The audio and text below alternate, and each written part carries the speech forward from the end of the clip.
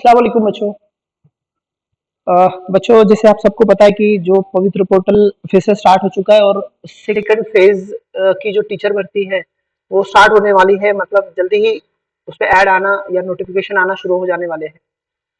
तो कुछ बातें हैं जो आज थोड़ी डिस्कस करते हैं कि उर्दू मीडियम की वैकेंसी कितनी हो सकती है, कितनी प्रोबेबिलिटी है कि उर्दू मीडियम की वैकेंसी कितनी हो सकती है, थोड़ा समझते ही है।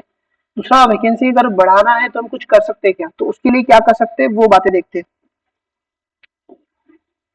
उससे पहले जो थर्ड टेट की तैयारी करने वाले जो बच्चे होंगे, तो थर्ड टेट की ऑनलाइन और ऑफलाइन दोनों ही क्लासेस चालू स्टार्ट है। आप जो भी इंटरेस्टेड है ना वो क्लास ज्वाइन कर सकते हैं। क्लासेस उर्दू और इंग्लिश मीडियम के हैं। अभी जो सेकंड टेट हुआ था उसमें अपने इंस्टीट्यूट के बहुत अच्छे रिजल्ट आए थे। जो महाराष्ट्र के टॉपर बच्चे हैं वो अपने इंस्टीट्यूट से ही थे, तो 200 से ज्यादा बच्चे अपने इंस्टीट्यूट से लगे थे। जो क्लास होगी वो डेली लाइव क्लासेस है, उसके साथ साथ रिकॉर्डेड लेक्चर है। आपको नोट्स मिलते हैं, टेस्ट सीरीज, अच्छे टीचर है, अच्छा एक्सपीरियंस आ गया अभी हमको 6 साल से यही फील्ड में होने की वजह से। जो बच्चे इंटरेस्टेड है वो ऑफलाइन के लिए वो एड्रेस पे आ सकते हैं, और जो ऑनलाइन करना चाहते हैं वो ये कॉन्टैक्ट नंबर है यहाँ पर, या कॉन्टैक्ट कीजिए।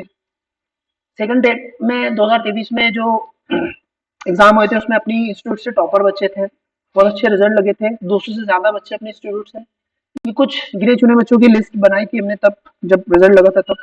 अभी और बहुत सारे बच्चे हैं जो इसमें ऐड होने बाकी थे, हमने बाद में नहीं किए। ठीक है, तो शुरू करते हैं हमारी कहानी। हमारा जो पहला सवाल था कि उर्दू मीडियम की वैकेंसी कितनी हो सकती है, थोड़ा समझने की कोशिश करते हैं। उससे पहले दो बातें समझ लेते हैं बच्चों। यहाँ पर दो बातें ये है कि अभी ये जो आपके सामने जो ये जो लिखा हुआ दिख रहा है ना, ये परीक्षा परिषद ने पवित्र पोर्टल पे अपलोड किया है, और ये अस्थापना को बोला है, यानी कि जिला परिषद, कॉर्पोरेशन हो गए, नगर पालिका, महानगर पालिका, इनको मतलब इनके जो ऑफिसर है इनको बोला है कि आपको क्या करना है, उसके इंस्ट्रक्शन दिए हैं उसमें। तो दो चीजें हमको यहाँ से समझनी है कि जो वैकेंसी आने वाली है वो 2022 और 23 की जो संच मान्यता हुई थी उसमें जितनी वैकेंसी खाली थी उसके हिसाब से आने वाली है। यानी कि 22-23 के बाद का जो साल है 23-24 और अभी 24-25 स्टार्ट हो गया है, तो यहाँ पर जो वैकेंसी खाली होंगी वो इसमें इंक्लूड नहीं की जाएगी। मतलब ये पुरानी ही है, जो 2023 में जो टेट हुआ था उसके हिसाब से ही है सब।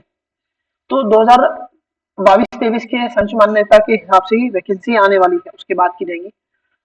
उसके बाद में एक चीज और बहुत अहम है यहाँ पे कि ये जो वैकेंसी आने वाली है, जितनी वैकेंसी खाली है उसके 80%, मतलब 80 तक के वैकेंसी आपको अपलोड की जाएंगी या फिर सेकंड फेज में आने वाली है। अब इन दो बातों को ध्यान में रखते हुए कुछ बातें और समझते हैं। जब फर्स्ट फेज हुआ था पवित्र पोर्टल पे, तो इसमें इसकी रिक्रूटमेंट होते समय बहुत सारे बच्चे ना तो अब्सेंट थे। मतलब उन्होंने वो सारी प्रोसेस फॉलो की, प्रेफरेंसेस फिल किए, सारी चीजें की है, बट वो क्या किए, ज्वाइनिंग के लिए गए नहीं, वहाँ पे अपना वेरिफिकेशन वगैरह कराया नहीं, तो अब्सेंट थे, बहुत सारे बच्चे अब्सेंट थे। अपने इंस्टीट्यूट के कई सारे बच्चे जो नहीं गए, तो वो वैकेंसी खाली है। हालांकि इस बारे में सबने कहा था कि आप अगर नहीं जाने वाले तो आप वैकेंसी फुलफिल मतलब वहां पर प्रेफरेंसेस फिल ना करें, बट फिर भी बच्चों ने किया था, जो भी उनके मसले थे। दूसरा, बहुत सारे बच्चों की ना डॉक्यूमेंट वेरिफिकेशन में भी प्रॉब्लम आई, तो वो भी वैकेंसी खाली रहेगी वहाँ पे, यानी कि इनकम्प्लीट डॉक्यूमेंट होने की वजह से भी वैकेंसी खाली हो चुकी। तो ये जो वैकेंसी है वो पूरी की पूरी अभी सेकंड फेज में आने वाली है। फर्स्ट फेज में जो वैकेंसी फुलफिल की गई थी है, वो उनकी जो कैपेसिटी है उनके 70% वैकेंसी फुलफिल की गई थी। मतलब जो वैकेंसी खाली थी उसके 70% खाली वैकेंसी फुलफिल की गई थी। अभी जो अपलोड होने वाली है वो 80%। तो अभी जो 80% अपलोड होने वाली है उसमें से 10% वैकेंसी पहले ही खाली है, तो ये 10% भी वैकेंसी सेकंड फेज में आप लोगों को देखने को मिलेगी। उसके साथ चौथी जो इम्पोर्टेंट बात थी कि फर्स्ट ये जो फर्स्ट फेज है ये वाला, यहाँ पर बहुत सारे ऐसे इदारे थे, मतलब बहुत सारे ऐसे जिला परिषद थे, झेडपी थे, या फिर कॉर्पोरेशन थे, या फिर नगर पालिका भी होंगी, सब थे कॉर्पोरेशन। तो इन्होंने अपना रोस्टर कंप्लीट नहीं किया था, यानी कि अपनी वैकेंसी अपलोड नहीं की थी। बहुत सारे नहीं है, कुछ है जिन्होंने कुछ चीज नहीं किया था, फर्स्ट फेज में पार्टिसिपेशन ही नहीं किया था। जैसे एग्जांपल के तौर पे औरंगाबाद कॉर्पोरेशन है, उसने उसमें पार्टिसिपेट नहीं किया था क्योंकि उसकी संच मान्यता और वो सारी रोस्टर कंप्लीट करने की प्रोसेस ही कंप्लीट नहीं थी। तो वो भी अब इसमें पार्टिसिपेट करेंगे, इनकी भी 80% वैकेंसीज 80% वैकेंसीज फुलफिल की जाएगी। तो फर्स्ट फेज में जो ऑब्सेंट थे वो बच्चे जिनकी डॉक्यूमेंट में प्रॉब्लम आई, वो बच्चे इनकी वैकेंसी खाली है, वो वाली सेकंड फेज में आने वाली है। फर्स्ट फेज में 70% तक ही जगह फुलफिल की गई थी, अब 80% करने वाले, तो 10% उन सारी जगहों की वैकेंसी आने वाली है। उसके अलावा जो जिन्होंने फर्स्ट फेज में पार्टिसिपेट नहीं किया था, ऐसे कॉर्पोरेशन और ऐसे जिला परिषद थे, उनकी 80% वैकेंसी आने वाली। तो कुल मिला के अभी जो आरटीआई और जो वैकेंसी पिछली बार अपलोड की गई थी और तमाम जो एनालिसिस है उसके हिसाब से जो मोटा मोटा तौर पर उर्दू मीडियम की जो वैकेंसी आने वाली है उर्दू मीडियम की, वो आने वाली है 500, मोटा मोटा 500 टू 800 के दरमियान आने वाली है। तो ये आंकड़ा होने वाला है और ये काफी बड़ा आंकड़ा, मतलब अच्छी खासी वैकेंसी, कम नहीं है फर्स्ट फेज के कंपेयर में। इतनी आ रही बोले तो बड़ी बात है। मुझे कुछ दिन पहले तक लग रहा था कि 300 के आसपास होगी, बट अभी बहुत सारी चीजें क्लियर होने के बाद अब लग रहा है कि 500 से 800 तक की जगह बीच में आ सकती है फर्स्ट फेज में। तो ये आपकी अभी करंट सिचुएशन है, ठीक है। उसके अलावा बच्चों अब यहाँ दूसरी बात समझते हैं कि अब हम क्या कर सकते हैं। देखो मैंने खुद पर्सनली, मुझे पता है क्योंकि मैं बहुत सारे स्कूल जानता हूँ, मेरे खुद के गांव का स्कूल है, यहाँ के कॉर्पोरेशन के स्कूल जानता हूँ औरंगाबाद के, और आसपास के गाँव की भी हालत जानता हूँ मैं। उर्दू मीडियम की जो वैकेंसी है महाराष्ट्र भर में, तो वो जितनी खाली है उसके 70% फुलफिल की नहीं गई थी फर्स्ट फेज में। क्यों नहीं की गई थी, उसकी जो भी वजह है, वो जो प्रशासन के तौर पर जो था वो, बट उर्दू मीडियम की पूरी वैकेंसी 70% फुलफिल नहीं की गई थी। मेरे यहाँ पर, मेरे खुद गांव में भी बहुत सारी वैकेंसी खाली है, बट वो अभी भी फुलफिल नहीं की गई। तो जो भी वजह है, तो हमको क्या करना है फिर, हमको देखो ये जो अभी की जो वैकेंसी है ये पूरी तरह से सेकंड फेज में आनी चाहिए, पहली बात। दूसरी बात, 80% वैकेंसी फुलफिल होनी चाहिए।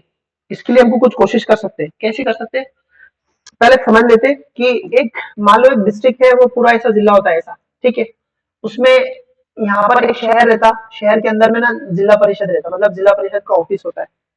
अब ये जिला परिषद का ऑफिस इस जिले के लिए रहता, मतलब ये झड़पी के लिए रहता, तो पूरे जिले के गांव गांव तक उनको देखना रहता है। तो यहाँ पर जो बड़ा अधिकारी बैठा रहता है उसको बोलते हैं सीईओ, ठीक है, सीईओ रहता है। फिर ये सीईओ के अंदर में तालुके आते हैं, ये तालुका है, तो तालुके के अंदर में ना एक पंचायत समिति होती है। तो पंचायत समिति, यहाँ पर एक एजुकेशन का जो ऑफिसर रहता है उसको बोलते हैं एजुकेशन ऑफिसर या ईओ बोलते हैं। ऐसे तालुके हर डिस्ट्रिक्ट में, किसमें 10 है, किसमें 15 है, किसमें 7 है, अलग अलग। अब हमको क्या करना है कि बच्चों, ये तो होगी जिला परिषद की बात। उसके बाद वैसे सेम एक बड़ा शहर होता है, मान लेते हैं शहर, तो इस शहर में ना एक ऑफिस होता है जिसको बोलते हैं हम लोग कॉर्पोरेशन। कॉर्पोरेशन या नगर पालिका या महानगर पालिका बोलते हैं। यहाँ पे एक बड़ा अधिकारी बैठा हुआ रहता है जिसको बोलते हैं कमिश्नर। कमिश्नर होता है यहाँ पे बैठा हुआ, ये भी एक आईएएस ऑफिसर होता है, जैसे सीईओ है वैसे ही। तो ये क्या करेगा कमिश्नर, पूरा एजुकेशन का देखेगा। तो दोनों जा रहे हैं। अब इसके भी यहाँ पर शहर में फिर स्कूल होते हैं, कॉर्पोरेशन के स्कूल होते हैं। तो हमको करना क्या है, हमको करना क्या है कि अगर आप गांव से बिलोंग करते तो आपको एजुकेशन ऑफिसर को, और साथ साथ ये जो चीफ एग्जीक्यूटिव ऑफिसर है जिसको सीईओ बोलते हैं, तो ये लोग अभी रोस्टर कंप्लीट करने का और उसको अपलोड करने का काम देखने वाले हैं। तो हमको क्या करना है, इनको ना निवेदन देने का है। निवेदन, निवेदन मतलब एक मेमोरेंडम देना है या फिर एप्लीकेशन देना है। उनको बोलना है कि आप पूरा रोस्टर कंप्लीट कीजिए और पूरी वैकेंसी को अपलोड कीजिए। इसके लिए आपको एक निवेदन देना है या फिर एक मेमोरेंडम देना है, एप्लीकेशन देना है। गांव में, शहर में क्या रहता है, कमिश्नर, कमिश्नर के नीचे रहता है एजुकेशन ऑफिसर, एक रहता है एजुकेशन ऑफिसर रहता है। तो आप उसको या फिर कमिश्नर के नाम से भी दे सकते हैं, दोनों को दे सकते हैं। तो आपको यहाँ पे भी एक निवेदन देना है या मेमोरेंडम देना है या एप्लीकेशन देना है, ठीक है। वो एप्लीकेशन कैसा देना रहता है या फिर निवेदन कैसा देना रहता है, पिछले फेज में हमने काफी ट्राई किया था, तो उसके हिसाब से सबको पता है, उम्मीद है मुझे। फिर भी अगर लगता है कि बताना चाहिए तो आप कमेंट में बताना, मैं एक लेक्चर रिकॉर्ड करूंगा, आपको बताऊंगा फॉर्मेट यहाँ पे कि कैसे एप्लीकेशन देना है। आपको सादा एप्लीकेशन भी दे तो चलेगी, ठीक है। ये तो एक काम हो गया, बट मैं जितना मेरे को समझ है उसके हिसाब से हम लोग जो निवेदन देने वाले हैं उसका बहुत ज्यादा असर इन पे होने वाला नहीं है। पिछले फेज में भी बहुत ज्यादा असर इसका दिखा नहीं और होता भी नहीं है। बहुत सारे एप्लीकेशन आते हैं उनको, मान लो 100% हमने एप्लीकेशन किए होंगे, निवेदन दिए होंगे, तो उसमें से 10% ने कॉग्निजेंस लिए होंगे उसका, मतलब उसको ध्यान में लिए होंगे 10% में। और 10% भी लिए तो ठीक है ना, हमारे लिए उतना ही काफी है। तो सारे के सारे इसको बहुत सीरियसली लेते हैं ऐसा नहीं है, कुछ लेते होंगे, कुछ ऑफिसर्स ले लेते होंगे इसको सीरियसली और करते होंगे काम। क्या उसकी स्टेटस नहीं है, बट ये एडमिनिस्ट्रेशन का बता रहा हूँ मैं, बहुत ज्यादा सीरियस एप्लीकेशन को नहीं लेते। कुछ ऑफिसर ले लेते होंगे, तो इसलिए हमको कोशिश करनी है, ऐसा नहीं कि छोड़ देना है। तो हमको यहाँ सब जाके मेमोरेंडम या एप्लीकेशन देना है कि आप ऐसा ऐसा करना है, ठीक है। उसके साथ साथ हमको करना क्या है, दूसरा जो बहुत अहम है, देखो बच्चों, जिला परिषद में ना, तो जिला परिषद में, ये जिला परिषद है, वहां तो स्कूल नहीं होते, होते क्या है, तालुके के अंदर गांव में, तो मान लो ये तालुका है, इसके अंदर ये एक गांव है, तो ये गांव के अंदर स्कूल है ना, तो ये गांव के अंदर क्या है, स्कूल है, जेडपी स्कूल है, जिला परिषद का स्कूल है। अब ये स्कूल में ना एक एजुकेशन कमेटी होती है, हर स्कूल में होती है एक एजुकेशन कमेटी होती है। अब ये एजुकेशन कमेटी में इसके मेंबर कौन रहते हैं, तो ये एजुकेशन कमेटी के मेंबर रहते हैं, एक तो अपनी ग्राम पंचायत के मेंबर रहते हैं, सरपंच वगैरह, और उसके साथ साथ जो बच्चे पढ़ रहे हैं ना, जो पेरेंट्स होते हैं ना, वो उसके मेंबर होते हैं। तो वो क्या करते हैं, ये जिला परिषद के स्कूल पे देखरेख करते हैं, यहाँ पे सारी चीजों को देखरेख करते हैं। उसमें टीचर की रिक्रूटमेंट भी एक हिस्सा है उसका। तो आप क्या कीजिए, आप क्या कीजिए, इनसे कांटेक्ट कीजिए, जो एजुकेशन कमेटी होती है, वहाँ के लोकल लीडर से कांटेक्ट कीजिए, उन्हें कहिए कि आपके स्कूल में जितनी भी वैकेंसी खाली है, उसको भरने के लिए वो खुद अपने पंचायत से एक ठहराव पास करेंगे, या अपनी तरफ से जो भी प्रेशर करना है वो एजुकेशन ऑफिसर को और सीईओ को बोलेंगे जाके। और इनका बोलना ज्यादा इफेक्टिव है हमारे निवेदन देने से।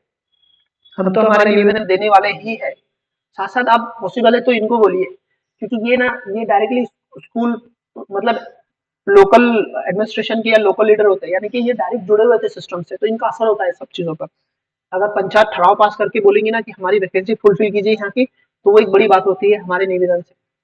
तो आपको ऐसा करना है, गांव गांव में, गांव के तक हर स्कूल की एक कमेटी में लोकल लीडर को बोलना है, वो ठहराव पास करेंगे और अपने एजुकेशन ऑफिसर और सीईओ को देंगे। अब शहर में भी स्कूल होते हैं अलग अलग इलाकों में, तो मान लीजिए एक अलग इलाका है, यहाँ पे एक स्कूल है, तो ये स्कूल की भी एक एजुकेशन कमेटी होती है, ठीक है, एजुकेशन कमेटी होती है। इसमें भी वहाँ के लोकल लीडर, जो कॉर्पोरेटर या फिर जिसको हम नगर सेवक बोलते हैं, वो होते हैं, उसके साथ पेरेंट्स होते हैं। तो ये कमेटी में रहते हैं, जो कि स्कूल में सारी चीजों को देखते हैं, जैसे गांव में होता है वैसे शहर का भी है। आप क्या कीजिए, वो कमेटी के जो कॉर्पोरेटर, जो मेंबर है एजुकेशन कमेटी, उनको मिलिए और उनको बोलिए कि आपकी जो भी आपका इलाका है, वहाँ पे जो भी स्कूल है, वहाँ की जो वैकेंसी खाली है, उसको फिलफिल करने के लिए आप क्या कीजिए, कमिश्नर से या फिर एजुकेशन ऑफिसर से खुद मिलिए, उनको कहिए कि हमारी फुलफिल, जो हमारे स्कूल की जो वैकेंसी है उसको फुलफिल किया जा सके। तो आप बोलिए, और ये ज्यादा असरदार है, हमारे जो निवेदन है उससे ये कहीं ज्यादा असरदार होता है, क्योंकि वो लोकल लीडर यानी कि गवर्नमेंट का एक हिस्सा होते हैं, तो उनका ज्यादा इन्फ्लुएंस होता है, उनपे ज्यादा असर पड़ता है। तो एक ये भी कर सकते हैं हम लोग। तो ये दो चीजें हमको करनी है बच्चों, ठीक है, ताकि ज्यादा से ज्यादा जो सेकंड फेज है उसमें वैकेंसी आ सके। देखो, इससे दो फायदे हैं। एक तो हर टीचर में, हर स्कूल में ज्यादा टीचर रहेंगे तो अच्छी पढ़ाई होगी बच्चों के लिए। दूसरा, पढ़ाने वाले जो बच्चे हम जैसे हैं, जो मेहनत कर रहे हैं आप सब लोग, तो उनको नौकरी भी लगेगी और बच्चों का भी भला होगा, यानी कि दोनों तरफ से अच्छी बात है। तो कोशिश कीजिए, जितनी हो सकती है उतनी कीजिए, ठीक है। अभी के लिए इतना ही है। हम जल्दी नेक्स्ट वीडियो में या अगली वीडियो में ऐसी कोई अपडेट के साथ फिर से मिलेंगे। आप ये वीडियो ज्यादा से ज्यादा शेयर कीजिए बच्चों तक। मिलते हैं नेक्स्ट वीडियो में, तब तक इजाजत दो। अल्लाह हाफिज, बाय बाय।